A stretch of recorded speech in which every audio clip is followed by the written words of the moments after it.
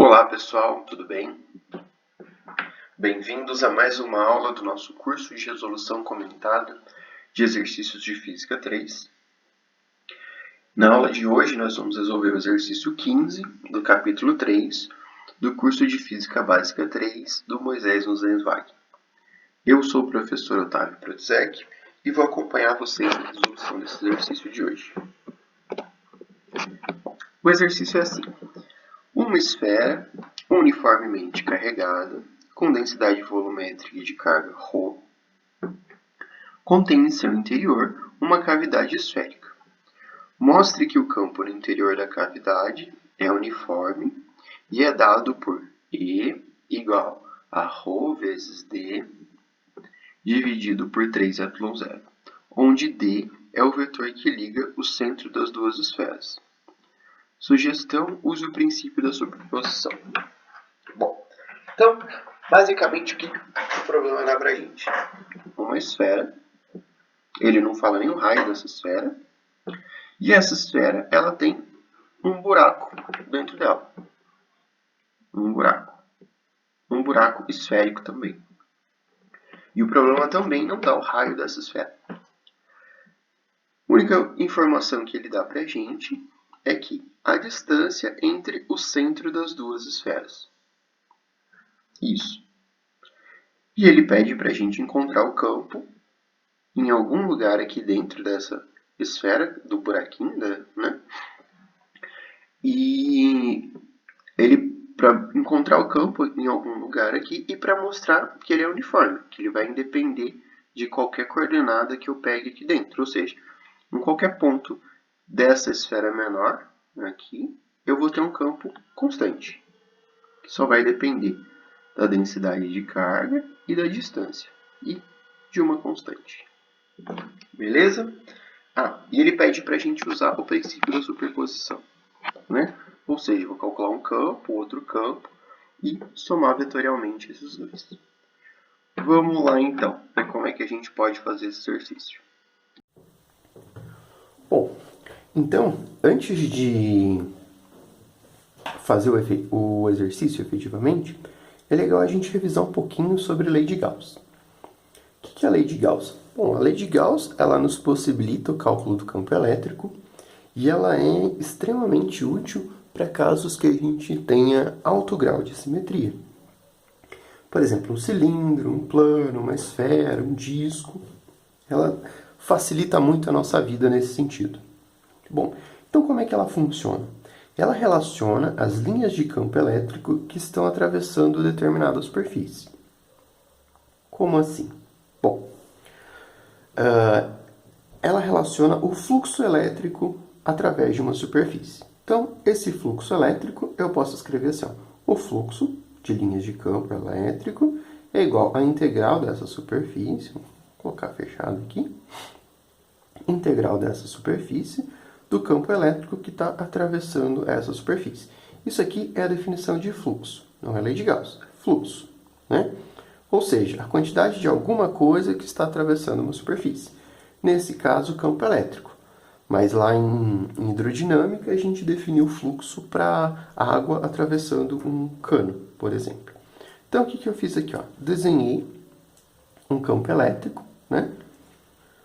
Com linhas paralelas, só para facilitar aqui, proveniente de um plano, atravessando uma superfície qualquer. Então, uma superfície ΔS, né? ΔS aqui, e com a normal a superfície, quase paralela ao plano. Então, esse fluxo de campo elétrico, ele vai me dizer a quantidade de linhas de campo que estão atravessando essa superfície. Bom, aí o que a gente pode fazer para ilustrar isso melhor? Eu fiz um zoom aqui, né? Um exagerado. Então, tem o ΔS, tem o vetor normal a essa superfície, né? E tem uma linha de campo que atravessou essa superfície. Então, eu tenho o E, eu tenho o ângulo entre o campo e a normal, essa superfície. Aí, para eu calcular a variação do fluxo que essa superfície recebeu de linhas de campo, eu tenho E, né, o campo, vezes NDS, que é a mesma coisa do vetor dA. Então, escrevendo esse produto escalar aqui, eu tenho módulo de E, cosseno do ângulo entre os dois vetores, vezes o ΔS.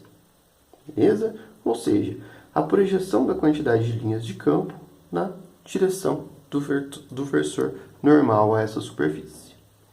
Bom, vamos ver como é que fica isso para uma carga pontiforme. Suponha que eu tenho uma carga pontiforme, Qzinho aqui. Vou dizer que ela está no centro das coordenadas, no 0, 0, 0. E ela tem linhas de campo saindo dessa carga, né? Uma fonte de linhas de campo. Suponha que ela seja positiva, essas linhas de campo estão saindo, mas né, é relevante agora. Aí, para eu aplicar a lei de Gauss nessa carga, eu teria que encontrar uma superfície, que eu vou chamar de superfície gaussiana, a qual eu consiga englobar todas as linhas de campo que estão saindo dessa superfície.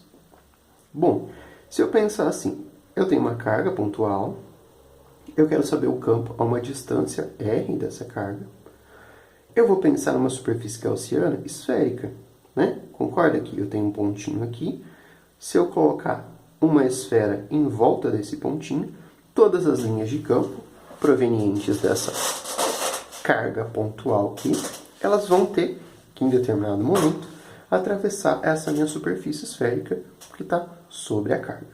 Bom, aí como é que a gente faz essa conta? Bom, a gente pode começar calculando o fluxo, né? Então, aqui, ó, fluxo de linhas de campo atravessando essa superfície. Então, eu tenho aqui a integral fechada dessa superfície do campo elétrico vezes a superfície. Beleza? Bom, o que eu posso fazer aqui? Eu posso abrir essa integral de linha aqui para eu tentar resolver ela, né? Então, eu tenho o campo de uma carga, esse campo eu conheço, né? É 1 sobre 4πε0, a carga na direção de R versor, dividido por R quadrado. Isso aqui é o campo elétrico proveniente de uma carguinha. E esse elemento dA aqui, que é o quê? Eu posso escrever o elemento dA em coordenadas esféricas. Em coordenadas esféricas, esse elemento de área aqui fica com R quadrado, seno θ, dθ, dφ, tudo isso na direção de R. Isso aqui a gente viu lá em cálculo 2, quando aprendeu a fazer integral de linha, integrais em coordenadas esféricas e tal. Bom, é desse jeito, confie. Então, o que sobrou para mim aqui? Isso aqui, ó, 1 sobre 4πε0, que na direção de R versor, dividido por R quadrado, vezes R quadrado, seno θ, dθ, dφ, tudo isso na direção de R. Vou repetir essa equação aqui, para a gente visualizar melhor. Agora, o que eu vou fazer? Vou tirar tudo que for constante para fora da integral. Então, reescrevendo aqui, ó, eu tenho o fluxo de campo elétrico através da superfície, integral de E dA, igual 1 sobre 4πε0, que é R quadrado. Esse R quadrado, ó, estava aqui dentro, veio aqui para fora. Ele é constante? É constante, ó. Se essa superfície esférica está em volta dessa carguinha, essa distância R vai ser sempre a mesma. Então, R é constante, eu não preciso ficar com ele dentro da integral. Então, ele é constante, cortei esse R quadrado com esse R quadrado, e sobrou para mim o quê? Uma integral na superfície de seno de θ, dθ, dφ. E eu ainda tinha os versores, R e R. Então, ó, um veio daqui e outro veio daqui. Eu tenho um produto escalar de dois versores, os dois apontam na mesma direção, e eles têm módulo 1, então essa multiplicação aqui dá 1. Beleza? Então, o que sobrou para a gente? A parte constante, Q sobre 4πε0, vezes a integral de seno de θ, dθ, dφ, que eu separei em duas integrais. Ó, eu tenho dois integrandos, é a multiplicação de duas integrais. Agora, os limites de integração. Por que eu coloquei aqui de 0 a π? De 0 a 2π. Bom, se a gente olhar para um círculo desenhado lá em coordenadas esféricas, a gente vai ver que a coordenada dθ, ela só vai de 0 a π. O máximo que ela vai é de 0 a π. E a coordenada φ, ela vai de 0 a 2π. Isso é uma convenção, foi estipulado assim para esse tipo de coordenada. E essa daqui não vai de 0 a 2π para não repetir, porque senão eu estaria contando componentes em duplicidade. Por que a gente adotou o total dela, o máximo dos limites de integração? Por quê? Porque eu quero tomar a esfera toda. Ou seja, fazendo essa integral aqui, eu tenho que obter a área da esfera toda, certo?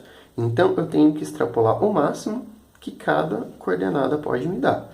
Então, a coordenada θ, ela vai de 0 a π, é o máximo que ela pode ir em coordenadas esféricas, e a coordenada φ, ela vai de 0 a 2π. É o máximo que ela pode, que eu posso ter no limite de integração para essa coordenada φ. Fazendo essa integralzinha aqui, né? Essa é bem tranquila, dá 2. Fazendo essa integralzinha aqui, ela dá 2π. Também é bem tranquilo. Substituindo esses dois resultados na equação anterior aqui, eu tenho que o fluxo de campo elétrico através de uma superfície dA é igual a Q sobre 4πε0 vezes 2 vezes 2π.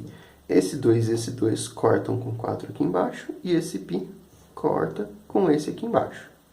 Então, eu posso concluir que o fluxo de campo elétrico que atravessa uma determinada superfície dA é igual a carga dividido por ε0. Só que essa carga, eu chamo de carga int, por quê? Porque é a carga interna à superfície, certo? Então, isso daqui é para eu lembrar que eu tenho que tomar uma superfície a qual consiga conter toda a carga que eu esteja trabalhando lá dentro. Por isso, eu chamo isso de carga interna, que é uma carga que está sempre dentro dessa minha superfície gaussiana. Beleza? E isso daqui é a lei de Gauss na forma integral. Beleza? Integral de E dA na superfície fechada é igual à carga interna àquela superfície dividido por ε0. Bom, para a gente ver que isso dá certo, eu vou resolver aquele problema da aula passada do plano. Na verdade, eu vou calcular só o campo devido a um plano de cargas. Bom, então, vamos lá. Fazer o mesmo problema da aula passada, só que agora com lei de Gauss, o cálculo do plano. Então, suponha que eu tenho um plano, né, finito, com densidade superficial de carga sigma, né, igual ao plano que a gente tinha lá. Então, aqui é um plano, né? Aí o que eu tenho que fazer? Bom, eu tenho que pensar numa superfície a qual eu consiga englobar toda a carga que tem nesse plano. Beleza? Então, o que eu fiz aqui? Bom, eu pensei num cilindro atravessando esse plano. Então, eu tenho esse cilindro atravessando o plano, né? Aí, o que acontece? Bom, não tenho toda a carga, né? Porque, eu tenho dq do plano aqui, dq do plano aqui, e eu tenho dq do plano aqui dentro. Não tem toda a carga nesse caso aqui. Mas se eu extrapolar o raio desse cilindro tendendo ao infinito, eu consigo ter toda a carga do plano, certo? Tudo isso contido em uma superfície. Beleza? Então, escrevi a carga aqui, a equação para a lei de Gauss aqui, integral de linha de E n ds igual a carga interna sobre ε0. Beleza? Então, lembrando que agora eu tenho a carga interna à superfície. Beleza? Então, vamos pensar primeiro na carga interna que está dentro desse plano, ou dentro dessa superfície. Ou seja, o que eu tenho de carga nessa superfície aqui? Tenho a carga que está nessa superfície aqui, nesse disco, que atravessa, né, o disco devido ao cilindro que atravessa aqui. Beleza? Ou seja, eu tenho linhas de campo saindo aqui e para baixo. Beleza? Bom, aí o que acontece neste caso? Bom, essa superfície cilíndrica, como é que eu calculo a área externa de um cilindro? Bom, eu tenho a área da base aqui, a área da outra base, né? A área da tampa, a área da base e a área da lateral. Beleza? Então, o que eu posso fazer? Eu posso separar aquela minha integral de E n ds relacionando o campo que está atravessando cada uma dessas áreas. Certo? Então, ó, vou chamar a tampa aqui de ΔS1, a base de ΔS2 e a lateral de ΔS. Aí, olha só, o que a gente pode olhar aqui para facilitar a nossa vida? Então, ó, separei essa integral em E1, ou seja, o campo, né, E1, que está atravessando a superfície ΔS1, então, ó, E1, né, tem a mesma direção da normal 1, né, dessa superfície aqui, e está atravessando ali a área ΔS1, aqui.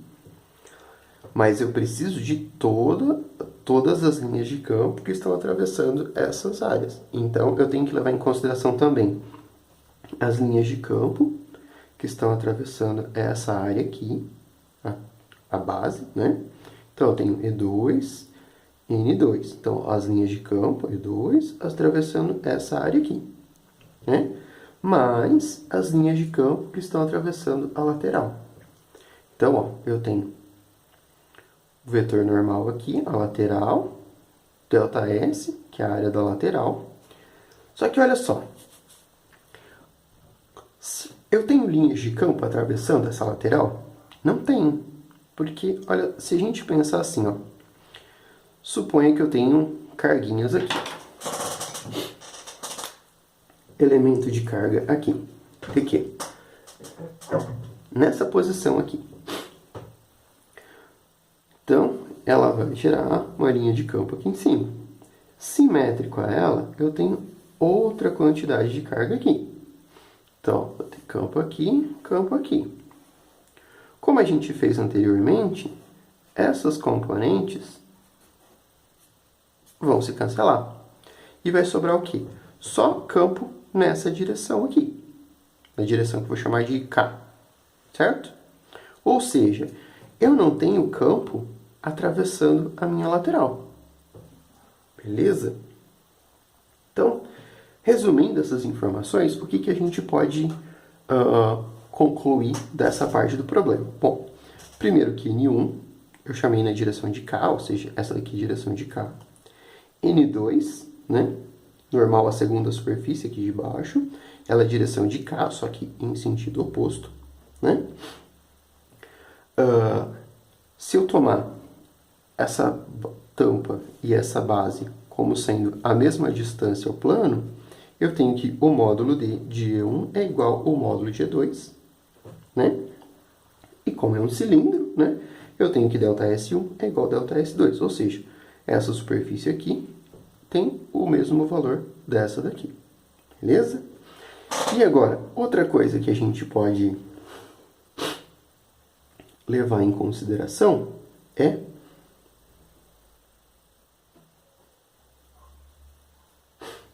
a parte da lateral. Então, o que eu tenho aqui, ó? Suponha que eu tenho o campo E1, né? Essa parte de cima do plano, né? Esse campo E1, a gente viu que ele só está na direção de K. Como ele está só na direção de K, a gente sabe que ele é perpendicular a essa normal aqui. Certo? Então, se eu tenho um vetor perpendicular ao outro e os dois fazendo um produto escalar, o produto dá zero. Por quê? Ó, um produto escalar de dois vetores, eu tenho o módulo de um vezes o módulo de outro, vezes o cosseno do ângulo entre eles. Cosseno, nesse caso, como eles são perpendiculares, é π sobre 2. Isso dá zero. Beleza? Ou seja, esse termo da nossa equação aqui dá zero. Certo? Então, o que sobrou para a gente?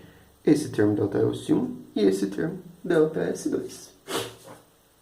Então, vou reescrever colocando ΔS em evidência, porque as áreas são iguais. Fazendo isso, eu tenho, né, a integral de E ds é igual a E1 na direção de K menos E1 na direção de menos K. Mas como assim, professor? Menos E1? Aqui tinha um E2. Exatamente. Mas olha só, E2, né? Ele é igual a E1 em módulo, só que ele aponta para o sentido contrário. Então, eu posso escrever E2 como sendo igual a menos E1. Então, eu tenho aqui E1 na direção de K menos E1 vezes menos K. Né? Menos com menos dá mais. E eu tenho E1 na direção de K e E1 na direção de K.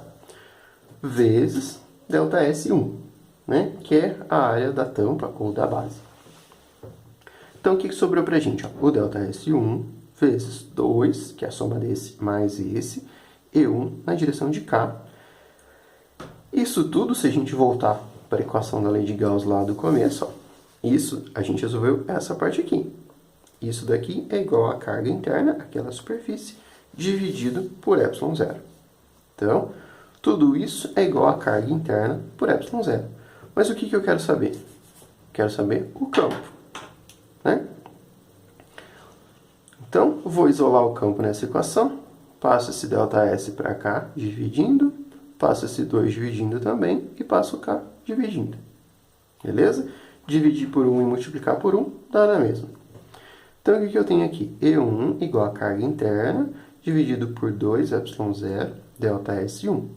Tudo isso na direção de K. Mas o problema não tinha dado para a gente carga interna e tal, nem a área, né? Tanto que a gente nem se preocupou com o valor de R, nada. Então, o que a gente tem aqui? Vou usar a densidade de carga. Densidade de carga é igual a carga dividido pela área. No nosso caso, ó, a carga interna daquela superfície e a área daquela superfície, né? Então, notem que eu podia pegar qualquer tipo de superfície, que a proporcionalidade ia ser mantida. Então, carga interna dividido pela área daquela superfície. Substituindo o sigma aqui nessa nossa equação, eu tenho aqui o campo 1, né? O campo devido ao plano, é igual a sigma dividido por 2ε0, tudo isso na direção de K, que foi o mesmo resultado que a gente obteve por integração na aula passada. Beleza? Bom, agora vamos começar o exercício da semana. O exercício da semana era o nosso exercício 15, capítulo 3. E ele falava pra gente assim: eu tenho uma esfera, né? Essa esfera aqui em vermelho, carregada com uma densidade de carga ρ, né? E dentro dessa esfera eu tinha uma cavidade esférica também. E essa cavidade esférica, ela estava a uma distância d do centro da esfera maior. Isso. Ou seja, aqui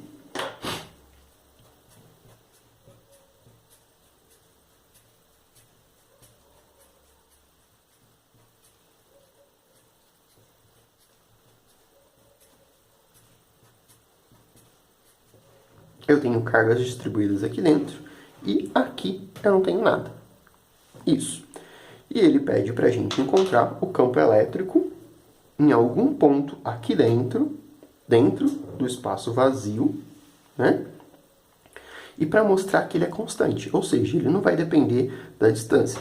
Se eu pegar este ponto aqui, se eu pegar este ponto aqui, aqui, qualquer um ponto lá dentro, ele vai ser sempre constante. Beleza? Ele pede para mostrar que o campo elétrico tem esse valor. Esse D é um vetor. Bom, o que a gente pode fazer aqui? Ah, e além disso, o problema sugere para a gente usar o princípio da superposição. Beleza. Bom, então, Vamos começar aplicando a lei de Gauss. Para quê? Para saber o campo elétrico dentro dessa esfera maior. Mas antes de calcular o campo em algum ponto aqui, eu vou supor assim. Vou supor que essa esfera maior, ela seja inteira. Vamos calcular o campo de uma esfera inteira, maciça. O campo interno a uma esfera maciça. Por quê? Porque, olha só, se eu calcular o campo de uma esfera maciça, significa que eu vou ter cargas positivas aqui dentro. O que o problema diz que eu não tenho, né? Aí, o que eu posso fazer? Posso usar aquele princípio da superposição. Então, ó, vou calcular o campo para uma esfera inteira, maciça, como se não existisse esse buraco aqui. E depois eu vou calcular o campo devido a essa esfera aqui, pequenininha, como se ela fosse uma esfera e tivesse cargas negativas lá dentro, né? Ou seja, na primeira parte da conta, eu estou colocando cargas positivas aqui dentro, que elas não existem nesse problema. E na segunda parte da conta, eu estou colocando cargas negativas aqui, que elas também não existem nesse problema. Então, se eu pegar a quantidade de cargas positivas que eu acrescentei no começo e diminuir vetorialmente da quantidade de cargas, né, negativas que eu acrescentei na segunda parte, o campo devido às duas vai se anular. Ou seja, se eu calcular o campo da esfera como se ela fosse maciça, cheia de cargas, e menos o campo da esfera pequenininha, o que vai sobrar para mim vai ser o quê? Vai ser o campo devido à esfera com um buraco em alguma dessas posições aqui dentro. Beleza? Bom, então vamos lá. Aplicar a lei de Gauss, supondo que essa esfera aqui seja maciça inteira. Então eu tenho aqui lei de Gauss, né? Integral de linha de E em ds, carga interna sobre ε0. Aí olha só. Essa superfície, a superfície de uma esfera, eu conheço, ó, é 4πr². Aí o que é esse r²? Esse r², né? Esse r, no caso, é esse r aqui, esse vetor da minha superfície gaussiana que eu tenho dentro da esfera. Notem que eu tomei um valor de r arbitrário aqui, né? Esse r é o quê? É um valor, ele pode ser de 0 até o raio dessa esfera. Beleza? Ou seja, eu estou calculando para o campo devido à quantidade de cargas para dentro dessa esfera maior. Beleza? Então, essa superfície é 4πr². Certo? Então, beleza. Então, eu já sei essa partezinha aqui. E agora a carga interna. Bom, a carga, eu consigo relacionar ela com a densidade de carga, que foi um dos dados que o problema me deu. Densidade de carga é carga por volume, certo? Essa superfície aqui, ó, minha superfície gaussiana, essa aqui está em verde, ela tem, qual que é o volume de uma esfera? É 4/3 de πr², certo? Então, eu tenho densidade de carga igual a carga dividido por 4/3 de πr². Esse R aqui é o mesmo R desse aqui. Então, eu isolo a carga aqui, né? Que como ela vai estar dentro da superfície, eu posso chamar ela de carga interna. Ou seja, a carga vai ser ρ vezes 4πr³ dividido por 3. Substituo isso aqui e isso aqui nessa primeira equação da lei de Gauss. Fazendo isso, né? Ah, professor, para onde foi a integral? Bom, a integral é o quê? A integral aqui, né? Ela vai me dar o campo vezes a área. Nesse caso, eu não preciso fazer aquela integral de novo lá. Por quê? Porque eu conheço essa área. E a gente já fez no começo do exercício, certo? Essa área aqui, ou seja, somando todas as contribuições ds dessa área aqui, ela dá 4πr². Então, substituir a integral por aquela área que eu já conheço. Então, eu tenho E, né, na direção de R, vezes 4πr² igual a Q sobre ε0. Só que Q sobre ε0 eu escrevo ρ 4πr ao cubo dividido por 3ε0. Esse 4π eu corto com esse 4π aqui. Esse r ao cubo eu corto com esse quadrado aqui, vai me sobrar só esse r. O 3ε0 eu mantenho. Ou seja, o campo, se eu tivesse uma esfera maciça, sem aquela cavidade dentro, ele seria um campo 1, que eu chamei, né? Igual a ρ vezes r dividido por 3ε0 na direção radial. Ou seja, esse daqui é o campo se eu tivesse uma esfera maciça, cheinha, sem aquela cavidade dentro. Beleza? Agora, o que a gente vai fazer? Bom, vamos calcular o campo da cavidade, como se ela fosse uma esfera com cargas negativas, para a gente conseguir usar o princípio da superposição depois. Bom, para isso, eu tomo o mesmo procedimento, né, que eu fiz anteriormente, a integral de n ds, carga interna sobre ε0. A única diferença é que, em vez de R, eu vou chamar de A, né? O que vai variar lá dentro. Só para diferenciar essa equação dessa equação, certo? E vai ficar o mesmo resultado, a menos desse A, e considerando que eu tenho uma densidade de cargas negativa lá dentro. A mesma continha que a gente fez aqui. Beleza? Bom, então, esse aqui é o campo devido a uma esfera com cargas negativas lá dentro. Bom, agora, para a gente saber o campo total, a gente tem que somar esses dois. Então, eu tenho aqui, ó, né? O campo total é igual a E1 mais E2. O campo da esfera completa mais o campo da esfera, considerar a cavidade, né? A esfera negativa lá. Então, ó, o que eu tenho aqui? E1 igual a ρ, R, vetor, dividido por 3ε0. Ah, professor, de onde veio esse R vetor aqui, ó? O que eu fiz aqui, ó? R vezes o versor, eu posso chamar isso aqui de R vetor. Beleza? Mesma coisa aqui, ó. A, né, na direção de R, eu posso chamar de A vetor. Beleza?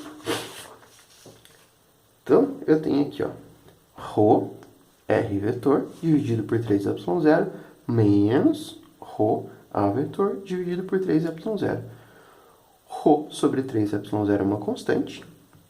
E, basicamente, sobra para mim R menos A, vetorial. Eu tenho que fazer essa continha. Bom, essa continha dá D. Como assim dá D? Olha só.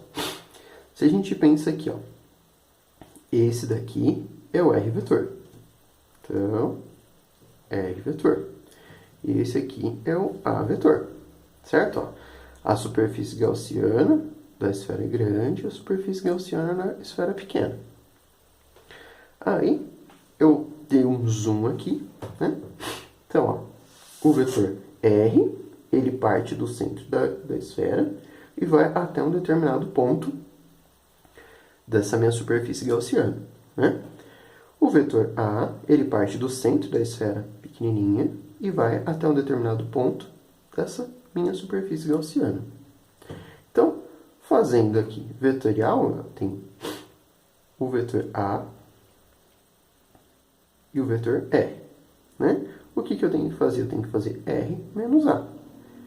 Vetorialmente, ó, regra do paralelogramo, dá para usar aqui, né? Vetor R, vetor A. Então, R mais A, aqui eu tenho R menos A. Então, ó, começo do primeiro, ligou aqui, né? Vetor menos A, no caso, aqui. A soma vetorial dos dois dá D, que é a distância entre o centro da esfera e o centro da cavidade. Beleza? Notem que para qualquer valor de A dentro dessa esfera pequena e qualquer valor de R, desde que ele esteja dentro, né, dessa esfera pequena também, eu vou ter sempre D. Né? Uma prova disso é que se o R for aqui, ó, igual a D, estiver passando por aqui, pelo centro dessa esfera, o meu vetor A vai ser 0. Eu vou ter R igual a D de novo. Beleza? Então, voltando à nossa continha aqui, R menos A dá D, ou seja, o campo em qualquer lugar dessa cavidade, dentro dessa esfera maior, é igual a ρ vezes D vetorial, dividido por 3 ε0. Beleza? Se a gente notar aqui, não tem nenhuma variável, né? O D é constante, a distância entre os dois centros das esferas aqui, não tem nenhuma outra variável. Isso indica que o campo é constante e tem aquele valor que o problema pediu lá no começo. Beleza, gente?